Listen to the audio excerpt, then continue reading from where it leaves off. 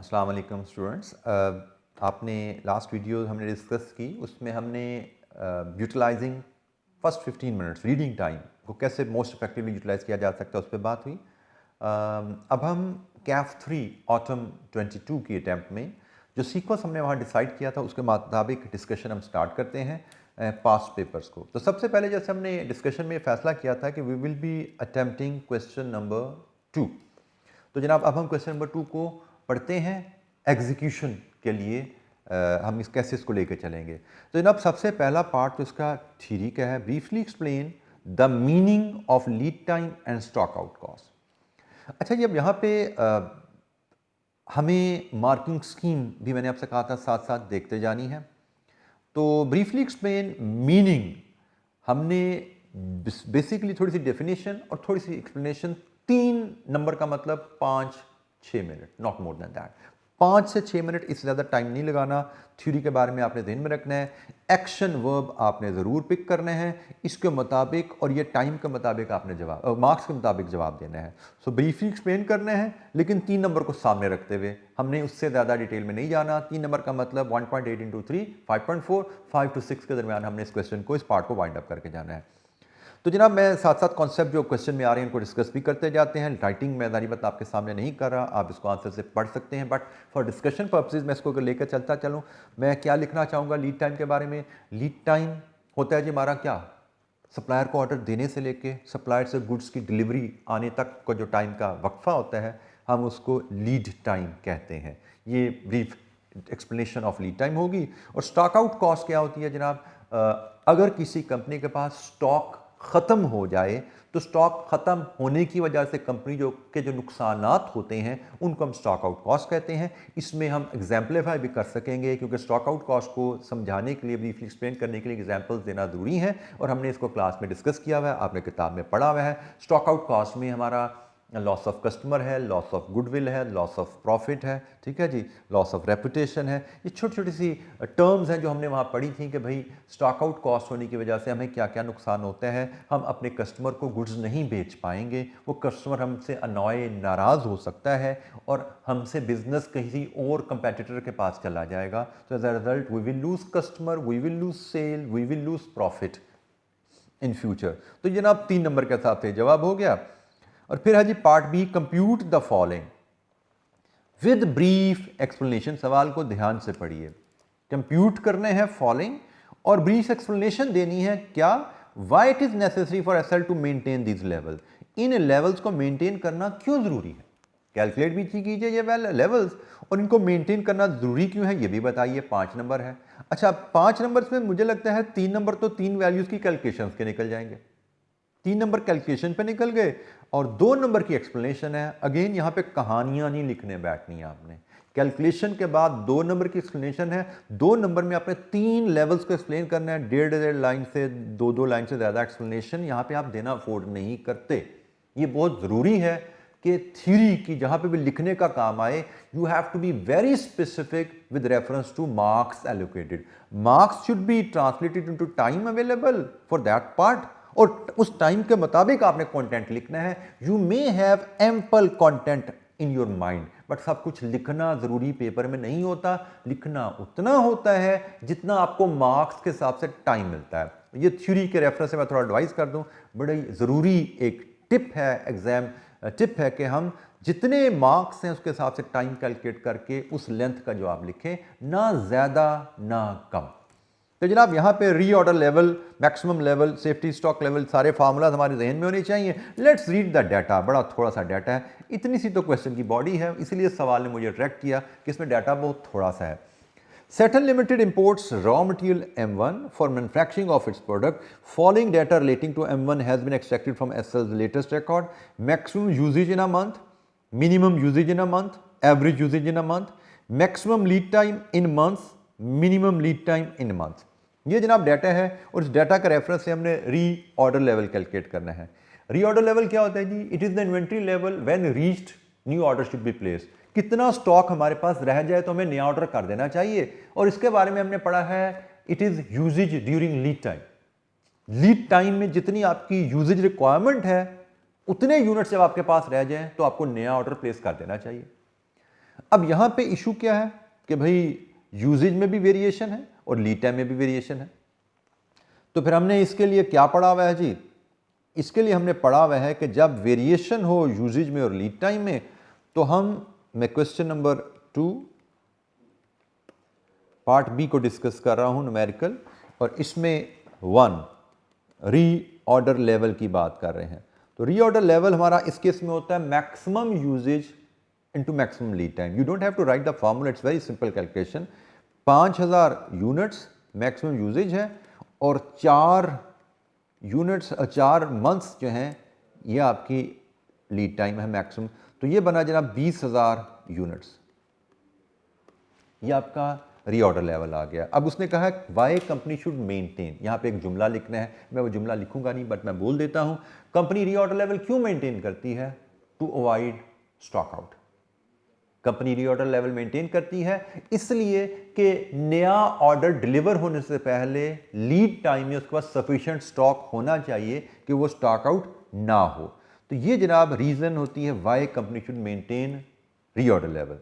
फिर हमारी दूसरी रिक्वायरमेंट यहाँ पे है जी मैक्सिमम इन्वेंट्री लेवल। अच्छा, इसका अब हमें ज़रा फार्मूला लिख लेना चाहिए क्योंकि ये ज़रा इसमें काफ़ी ज़्यादा वैल्यूज़ हैं। ज़रा फार्मूला भी आपका रिवाइज हो जाएगा। Maximum inventory level, maximum inventory level होता है जी आपका reorder level minus minimum usage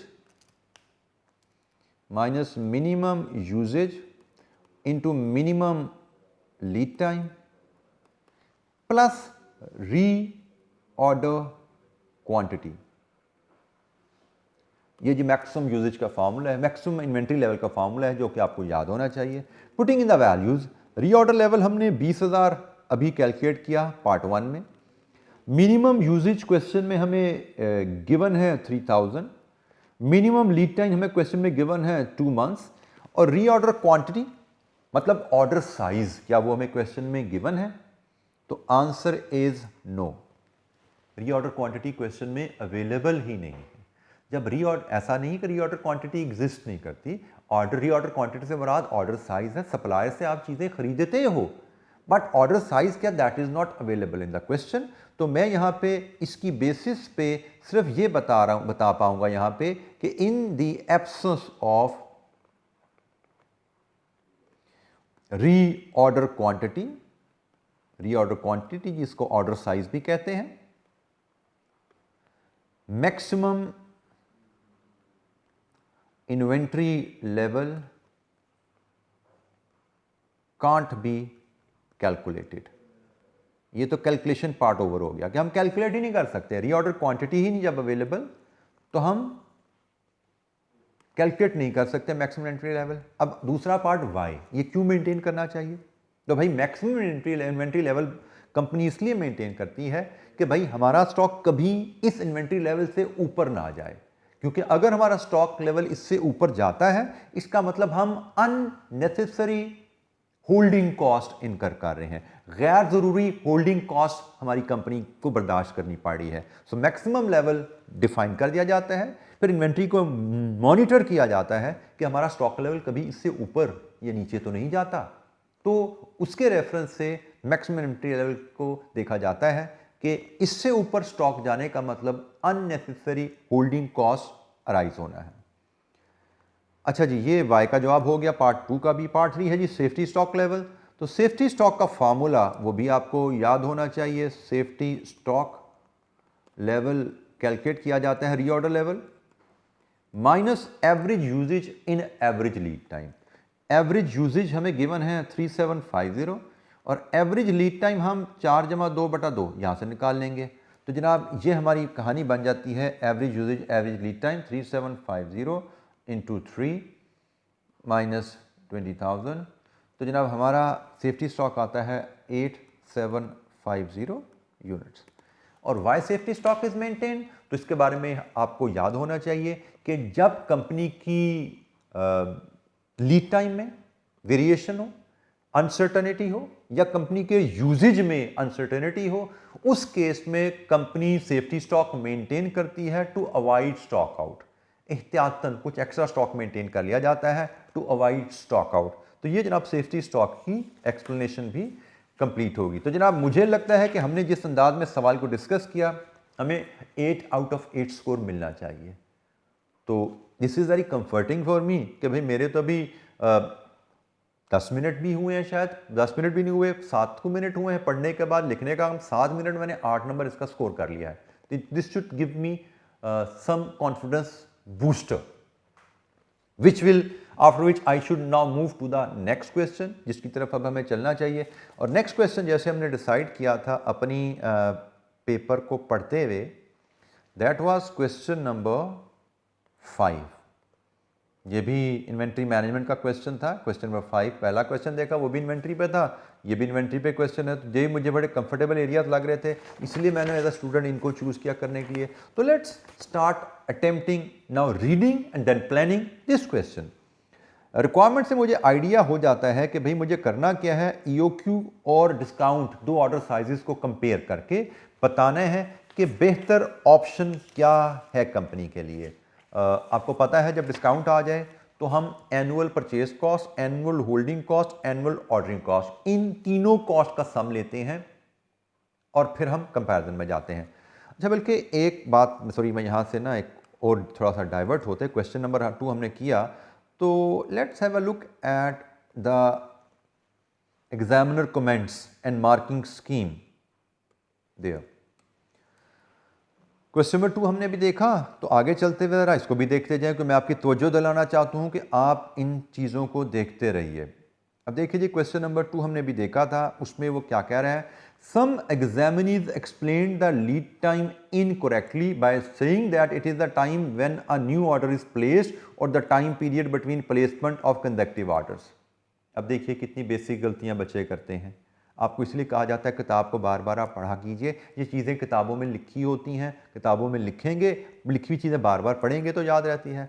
stock out cost was not correctly explain, ये भी कितनी बेसिक सी गलती है, बच्चों को स्टॉक आउट कॉस्ट का ही नहीं पता। Some examinees explain the meaning of stock out instead stock out cost. अब ये भी देखिए कितना बारीक डिफरेंस है, उसने स्टॉक आउट कॉस्ट पूछा आपसे, स्टॉक आउट क्या होता है ये नहीं पूछा। तो स्टॉक आउट होने का जो नुकसान है that is stock out cost. Part B में different levels of inventory were computed but no explanation was given about why it is important to maintain them. अब सवाल रिक्वायरमेंट ध्यान से नहीं पढ़ी, कैलकुलेशन तो कर दी, एक्सप्लेनेशन नहीं दी व्हाई इट इज रिक्वायर्ड, और उसका नतीजा क्या होता है, मार्किंग स्कीम पे जाके देखो जरा। क्वेश्चन नंबर 2 की हम मार्किंग स्कीम को देख लें जरा, वो क्या बताती है हमें। जी लीड टाइम की एक्सप्लेनेशन 1 नंबर, स्टॉक आउट की एक्सप्लेनेशन विद एग्जांपल होनी थी चूंकि, इसलिए वहां पे 2 नंबर है। और पार्ट बी में computation of reorder level 0.5, computation of maximum inventory 0.5, computation of safety stock 1, इसका मतलब 3 नंबर एक्सप्लेनेशन के हैं। अब हमारे स्टूडेंट क्या करते हैं जी, मेरा तो बड़ा बेहतरीन सवाल हुआ है, उसने कहा था कैलकुलेट कर दो, मैंने कैलकुलेट कर दिया, मेरे तो 5/5 आएंगे। But they did not realise कि भाई 3 नंबर एक्सप्लेनेशन के भी थे, 5/5 नहीं आएंगे, 2/5 आने हैं यहाँ से, अगर आपने एक्सप्लेनेशन ना दी तो। मेरा ख्याल था शायद 2 नंबर की एक्सप्लेनेशन होगी, तो यहाँ पर उसने क्लियरली कहा जी 3 नंबर की एक्सप्लेनेशन है, हर पॉइंट की एक्सप्लेनेशन का 1 नंबर है। तो जनाब मैंने जैसे आपको प्रीवियस वीडियो में कहा था कि आज से ऑनवर्ड, अगर पहले आपकी ये आदत नहीं रही हुई, तो आज से ऑनवर्ड ये आदत बनाइए, जितने क्वेश्चन आप प्रैक्टिस करें उनके एग्जामिनर कमेंट्स भी जाके पढ़ा कीजिए और उनके मार्किंग स्कीम को भी देखा कीजिए जाके, ताकि आपको आइडिया हो कैसे हम बेहतर से बेहतर परफॉर्मेंस दे सकते हैं, कैसे हम ज़्यादा से ज़्यादा मार्क्स स्कोर कर सकते हैं। ये तो छोटे छोटे सा सवाल हैं, छोटी छोटी सी कैलकुलेशन है। अच्छा, यहाँ पे मैं फिर एक तवज्जो दिला दूँ, अब आपने यहाँ पे जो रीऑर्डर लेवल कैलकुलेट करना है, वो रीऑर्डर लेवल आपका सेफ्टी स्टॉक की कैलकुलेशन में भी इस्तेमाल होता है, वो रीऑर्डर लेवल आपका मैक्सिमम इन्वेंट्री की कैलकुलेशन में भी इस्तेमाल होता है। अगर आपने रीऑर्डर लेवल गलत कैलकुलेट कर लिया, से 20,000 नहीं किया, 15,000 कर लिया, तो भाई सिर्फ आधा नंबर कटा। लेकिन वो 15,000 को लेके आपने ये फार्मूला ठीक अप्लाई कर दिया, वो 15,000 को लेके ये फार्मूला ठीक अप्लाई कर दिया, तो यहां पे आपको नंबर मिल जाएंगे। This is what is meant by step wise marking, जो कि आई फॉलो कर रहा है। रीऑर्डर लेवल गलत हो गया, इसका मतलब ये नहीं कि आपका सवाल गलत हो गया, 5 नंबर गलत हो गए, इसका मतलब सिर्फ यह कि आधा नंबर आपका कटा है यहाँ पे, बाकी सारे नंबर इंटैक्ट हैं, प्रोवाइडेड आप आगे कैलकुलेशन ठीक करते हो। तो ये जनाब कहानी हमारी थोड़ी सी मार्किंग स्कीम और एग्जामिनेशन के कमेंट्स की भी साथ साथ चलती रहेगी। अच्छा जी, हमने अब जाना था क्वेश्चन नंबर 5 की तरफ, जो हमने डिसाइड किया था। सेकंड नंबर में हमें क्वेश्चन करना है EOQ क्या हमारे लिए बेनिफिशियल है या नहीं। तो गैलेक्सी लिमिटेड का ये जनाब ये पार्ट है। Galaxy limited is engaged in trading various consumer goods including Star One, for which demand is evenly distributed throughout the year. The present supplier of Star One offers a bulk purchase discount of 5% on all orders of 20,000 and above. Current supplier discount दे रहा है, which GL has been availing, और GL ये discount avail कर रही है। Due to availing the bulk discount, the normal transit loss has been increased from 3 to 4%. Bulk discount की वजह से आपका जो ट्रांजिट लॉस है, जो रास्ते में आप सप्लायर से लेके अपने गोदाम तक ट्रक में सामान लेके आते हैं, उसमें 3 की जगह 4% का नुकसान हो जाता है। मतलब आप अगर बल्क डिस्काउंट अवेल नहीं करते तो 3% का नुकसान होना था। बल्क डिस्काउंट लेने के लिए आपने ऑर्डर साइज बढ़ाया, तो ट्रक को जब ज़्यादा लोड किया उसमें नुकसान ज़्यादा होना शुरू हो गया, 3 से 4% पे चला गया। GL is currently evaluating to adopt EOQ model which would reduce the transit loss to 3%। मतलब EOQ पर अगर चले गए तो लॉस 4 से 3 पे वापस आ जाएगा। Following information has been gathered for the purpose of evaluation.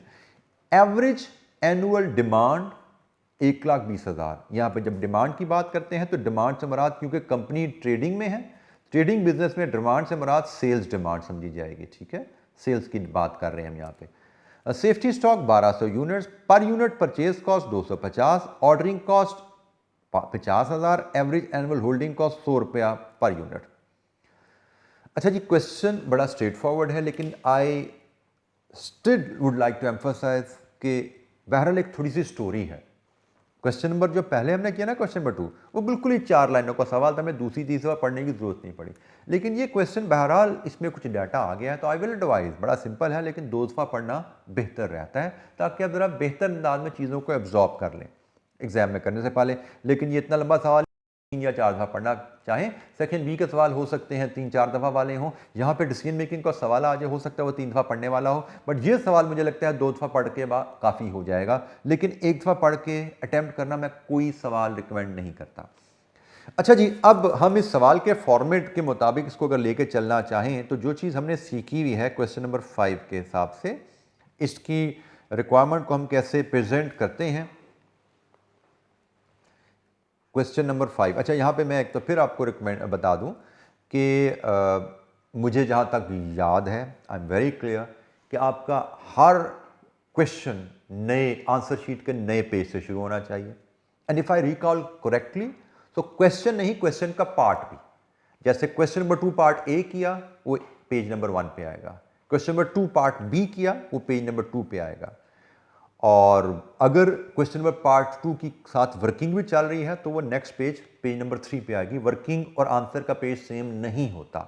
ये छोटी छोटी चीज़ें हैं जिनको आपको ख्याल रखना है, और मॉक्स आपके होने वाले हैं कॉलेज में शुरू इंशाअल्लाह, उन मॉक्स में आपने इन तमाम चीज़ों को अप्लाई करना है, ठीक है। सो मैंने क्वेश्चन नंबर 2 को भी अटेम्प्ट किया, पहला पेज आंसर शीट का मेरा चला गया पार्ट ए के लिए, दूसरा पेज चला गया मेरा पार्ट बी के लिए, मुझे कोई वर्किंग की ज़रूरत नहीं पड़ी यहाँ पे, ठीक है। लेकिन जहाँ पे वर्किंग आएगी वो अगले पेज पे जाएगा। क्वेश्चन नंबर 5 जो मैं शुरू करने जा रहा हूँ, इसका एक ही पार्ट है और ये मेरा क्वेश्चन पेज 3 पे जा रहा है, 1 और 2 मैंने यूज़ कर चुका हूँ, ठीक है जी। सो ये जहन में रखिएगा, हर आंसर नए पेज से शुरू होना है। उसकी भी वजह मैं आपसे शेयर कर लेता हूँ कि ये क्यों इंस्टीट्यूट्स हमसे ऐसे हर क्वेश्चन को लहदा आंसर शीट पे अटेम्प्ट करवाते हैं, क्योंकि जो मार्किंग्स की प्लानिंग होती है इंस्टीट्यूट्स की, वो रिफाइन होते होते अब इस लेवल पे आ गई है कि आईकैप पूरा पेपर किसी बच्चे का किसी एक मार्कर के पास नहीं भेजता।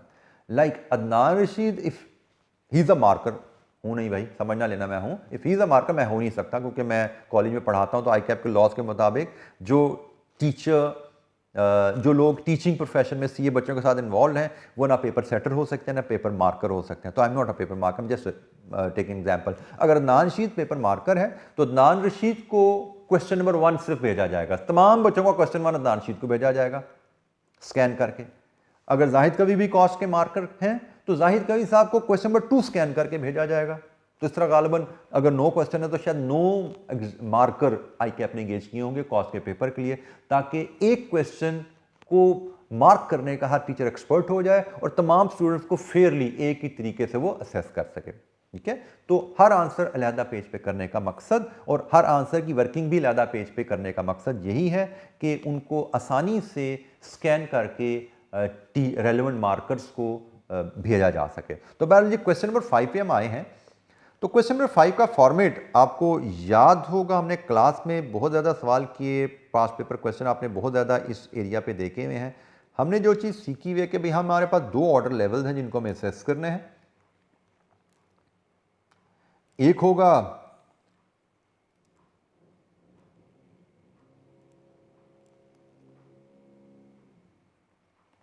अच्छा जी, हमने 2 कॉलम बनाने हैं। एक ऑर्डर साइज हम लेंगे 20,000 का और एक हम ऑर्डर साइज लेंगे EOQ का, जिसके लिए गालबन हमें वर्किंग 1 बनानी पड़ेगी जहां से हम EOQ का ऑर्डर साइज ला पाएंगे। एंड यू शुड रिमेंबर हम यहाँ पे करते हैं annual cost of purchase, ordering and holding, और फिर हमें लेना होता है यहाँ पे टोटल, जिसके बाद हम बताएंगे कि कंपनी के लिए बेहतर क्या है। क्या टोटल कंपनी के लिए बेहतर है 20,000 ऑर्डर साइज को फॉलो करना या कंपनी के लिए बेहतर है EOQ को फॉलो करना। तो ये जनाब हमारी थोड़ी स्कीम है इस क्वेश्चन की। अब इसके मुताबिक हम डाटा ऑर्गेनाइज करने चलते हैं। सबसे पहले वर्किंग 1 जैसे हम कर लेते हैं, जिसमें हमें EOQ कैलकुलेट करना है। वर्किंग 1 EOQ के लिए जब करेंगे तो EOQ का फार्मूला के मुताबिक वैल्यूज़ अगर प्लेस करने चलें तो वो है जी 2DCO/CH। अच्छा, EOQ के रेफरेंस से D पे हम बात करते हैं वो क्या होने वाली है, लेकिन CO 50,000 है और होल्डिंग कॉस्ट हमारी 100 है।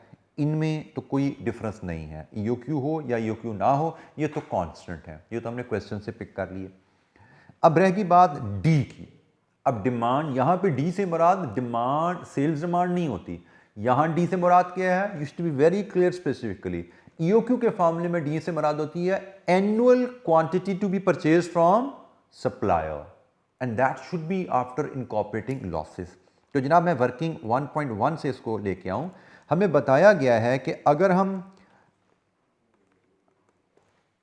हमारी सेल्स डिमांड तो 1,20,000 है, लेकिन अगर हम EOQ को फॉलो करेंगे तो सप्लायर से हम जितनी क्वांटिटी खरीदते हैं उसमें से 3% ट्रांजिट लॉस होता है। इसका मतलब हमें सेल्स के लिए अगर 1,20,000 यूनिट्स चाहिए तो ये तो 97% होंगे हम अगर 100 खरीदेंगे तो यहां से हम ले सकते हैं हमारी सप्लायर से परचेज कितनी होनी चाहिए। सप्लायर से सालाना EOQ के लिए अगर हमने फॉलो करना है तो ये है जनाब हमारी परचेज जो सप्लायर से होनी चाहिए 123,711। लीजिए जी, इस फार्मूला की मदद से अब हम EOQ कैलकुलेट कर सकते हैं एंड इट कम्स टू 11,123। लीजिए जी, ये दूसरा ऑर्डर साइज हमारे पास आ गया 11,123।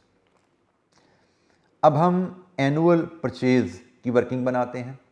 एनुअल परचेज होता है जनाब डी इंटू परचेज प्राइस।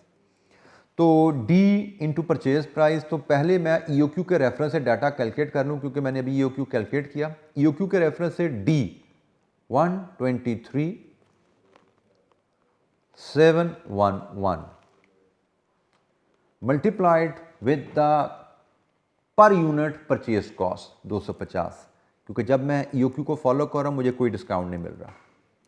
तो जनाब जब हम 1,23,211 250 के हिसाब से खरीदते हैं तो मेरी annual purchase cost will be 30,927,750।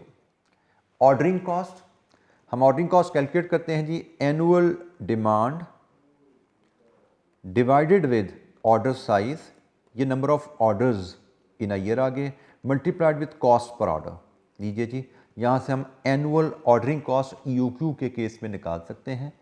It is 556,104 और होल्डिंग कॉस्ट हमारी होती है जी एवरेज इन्वेंट्री इंटू CH। और एवरेज इन्वेंट्री क्या होती है, ऑर्डर साइज बाय 2, और if the company is maintaining safety stock which is available in this case तो it is order size by 2 plus safety stock, ये एवरेज इन्वेंट्री आ गई, into CH it is 100। तो जनाब यहाँ से जब हम लेते हैं तो हमारी एनुअल होल्डिंग कॉस्ट बनती है 676,150 और यहाँ से हमारी टोटल कॉस्ट बन जाती है 32,160,004। अच्छा जी, हमने EOQ के हिसाब से अपनी चीज़ें पूरी कर ली। अब हम चलते हैं, अगर हम EOQ पे नहीं चल रहे, अगर हम करंट पॉलिसी के तहत चलें तो करंट पॉलिसी के तहत चलें तो हमें कितने यूनिट्स खरीदने पड़ेंगे? मुझे लगता है इसके लिए मुझे वर्किंग टू बनाना पड़ेगा, क्योंकि अगर मैं करंट पॉलिसी के तहत चलूँगा तो मेरी फिर डी जो है वो सेम नहीं होने वाली, क्योंकि मेरी वेस्टेज अब होगी 4%। इसका मतलब मुझे जो सेल के लिए अवेलेबल होने वाला मटेरियल वो 96% ऑफ द परचेज होगा। अगर ये 96 है तो जो मुझे परचेज करना है 100, वो क्या होने वाला है? 1,25,000 यूनिट्स। ठीक है जी। तो जो यूनिट्स मैंने बेचने हैं वो 1,20,000 हैं, और बेचने के लिए जो मुझे यूनिट्स अवेलेबल होंगे वो खरीदे हुए यूनिट्स का 96 होंगे। अगर ये 96 है तो 100 क्या होगा? मुझे खरीदने कितने हैं? 1,25,000। तो जनाब 1,25,000 यूनिट्स, और जब मैं बल्क ऑर्डर साइज 20,000 को फॉलो करूंगा तो मेरी कॉस्ट पर यूनिट 250 नहीं, बल्कि मुझे इस पर मिलना है 5% का डिस्काउंट। यह आएगी जी मेरी यहाँ से परचेज कॉस्ट। इस केस में इट विल बी 29,687,500। और इसी अंदाज में हम ऑर्डरिंग कॉस्ट की कैलकुलेशन करें। ऑर्डरिंग कॉस्ट हमारी होती है जी annual demand divided with order size into cost per order. इसमें कोई चेंज नहीं है जी, सेम है। कॉस्ट पर ऑर्डर जो पहले थी वही कॉस्ट पर ऑर्डर यहाँ रहने वाली है। 3,12,500। और होल्डिंग कॉस्ट विल बी, क्या होगी holding cost? Average inventory which is order size by 2 plus safety stock into CH। अच्छा, यहां पे ध्यान में रखना है कि अक्सर सवालों में हमारी होल्डिंग कॉस्ट को as a percentage of purchase price दिया जाता है। तो जहां पे होल्डिंग कॉस्ट को as a percentage of purchase price दी जाएगी, वहां पे डिस्काउंट के आने से होल्डिंग कॉस्ट पर यूनिट भी बदल जाती है। यहाँ पे वो केस नहीं है। यहाँ पे इसने कहा होल्डिंग कॉस्ट 100 रुपये पर यूनिट है, आप खरीदो मटेरियल जितने का मर्जी, होल्डिंग कॉस्ट 100 रुपये है। तो इसलिए यहाँ पे हम कोई एडजस्टमेंट इस वैल्यू में नहीं कर रहे। तो जनाब इसके बाद हमारी ये वैल्यू बन जाती है 1120,000, और इसका सम हम करते हैं तो वो है जी 31,120,000। हमसे पूछा गया था क्या कंपनी को EOQ की तरफ शिफ्ट होना चाहिए। तो हम देखते हैं भाई, कंपनी को वो पॉलिसी फॉलो करनी है जहां पे कॉस्ट कम है।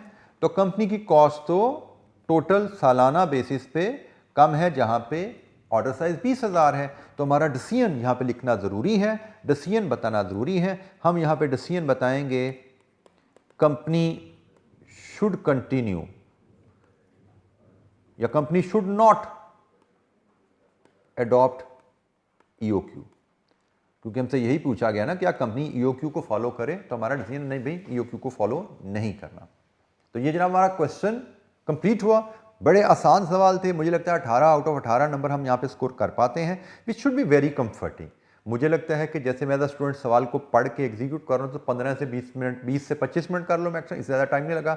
तो 25 मिनट में मैंने 18 मार्क्स यहाँ पे स्कोर कर लिए हैं। तो ज़रा इसकी भी मार्किंग स्कीम और कमेंट्स को देखते हैं जी। हम क्वेश्चन नंबर 5 देख रहे थे, ये है जिसकी marking scheme. Annual requirement under both option, D निकालने के 2 डी निकाले थे ना हमने, 2 नंबर। डी गलत हो गए कोई मसला नहीं, 2 नंबर कटेंगे आपके सिर्फ।